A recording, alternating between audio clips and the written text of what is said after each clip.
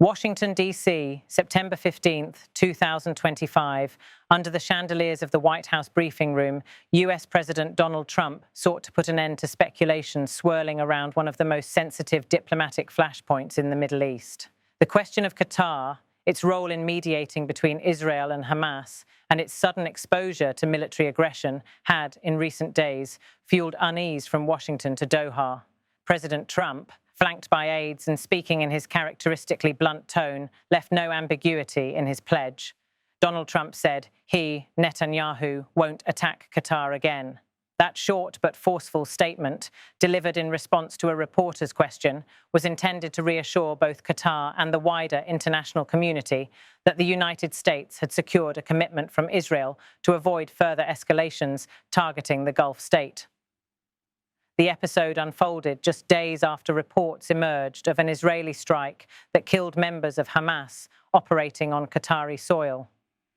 Qatar immediately accused Israel of attempting to sabotage fragile ceasefire negotiations over Gaza. The accusation struck at the heart of Doha's carefully cultivated role as a mediator between Hamas and Israel, a role supported at times by Washington, yet resented by parts of the Israeli political spectrum. For Qatar, the alleged Israeli action represented more than just a violation of trust. Officials in Doha framed it as a direct attempt to discredit and weaken Qatar's standing as one of the few regional players able to shuttle between conflicting parties. The strike also raised questions about whether Israel was willing to jeopardize its diplomatic relationship with the Gulf monarchy in order to pursue militant leaders. Against this volatile backdrop, Trump appeared eager to reclaim control of the narrative. Facing the press, he sought to send a strong signal that Washington was not prepared to see one of its critical Gulf partners destabilized. A journalist pressed him on the matter, citing earlier remarks in which the president indicated he did not want Qatar attacked again. "Are there any guarantees?" the reporter asked. Trump leaned forward and cut to the point. Donald Trump said, "Well, he won't be hitting Qatar." The statement was not wrapped in layers of diplomatic jargon. It was a direct assurance. Trump framed it as a guarantee secured from Israeli Prime Minister Benjamin Netanyahu himself. The dispute hinges on a wider struggle over the fate of negotiations to halt the Gaza war. In recent months, Qatar has been at the forefront of efforts, alongside Egypt and the United States, to broker an agreement that would halt the fighting, secure the release of hostages, and stabilize Gaza's humanitarian crisis. Yet critics in Israel have long accused Doha of being too close to Hamas, pointing to Qatar's financial support for Gaza and its hosting of Hamas leaders.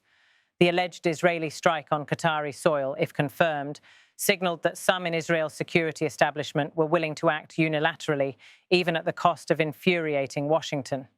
By stating unequivocally that Netanyahu would not repeat such an action, Trump positioned himself as both a mediator and guarantor, reminding allies and adversaries alike that the US still holds considerable sway over Israeli decisions. The defining moment of the press availability was brief, but it crystallized the issue. The exchange unfolded as follows. Reporter: "You said that you don't want to see Qatar hit again. Are there any guarantees that Qatar..." Donald Trump: "Well, he won't be hitting Qatar." Those words, captured by pool cameras and transmitted globally, became the headline takeaway. It was not just a promise, it was a public commitment, one that Netanyahu would now be measured against. Within hours, Qatari officials privately welcomed the president's remarks, seeing them as a protective shield against further escalation. While no official statement was immediately released, diplomats signaled that Trump's pledge would restore at least some degree of confidence in Doha's ability to continue mediation. For Qatar, the reassurance could not have come at a more critical moment. Its credibility had been shaken by the strike, with skeptics questioning whether Doha could truly serve as an impartial broker if it itself was subject to military attacks. For Netanyahu, the American president's declaration carried both benefits and risks. On one hand, it allowed him to signal restraint to an international audience without personally conceding anything publicly. On the other, it bound him to a commitment announced not in Jerusalem, but in Washington, by Trump. Analysts quickly pointed out that if Israel were to strike Qatar again, the fallout would be as much about Washington's credibility as it would be about Israel's actions. Trump had effectively tied his own political capital to Netanyahu's restraint. Trump's assurances also reflect Washington's larger strategic balancing act. On the one side lies Israel, America's closest ally in the region, grappling with ongoing conflict and security threats. On the other side stands Qatar, home to the Al Udeid Air Base, the largest US military installation in the Middle East and a critical hub for operations across the region. Allowing hostilities between the two would risk destabilizing America's dual-track strategy, supporting Israel while leveraging Qatar's relationships to keep channels open with actors like Hamas and even, indirectly, Iran. Observers noted that Trump's tone was unusually emphatic. The words, "he won't be hitting Qatar," carried a finality that suggested the president wanted no ambiguity. Unlike previous administrations, which might have cloaked such assurances in diplomatic caution, Trump opted for bluntness. Supporters praised the clarity, arguing that it signaled US determination to prevent further escalations.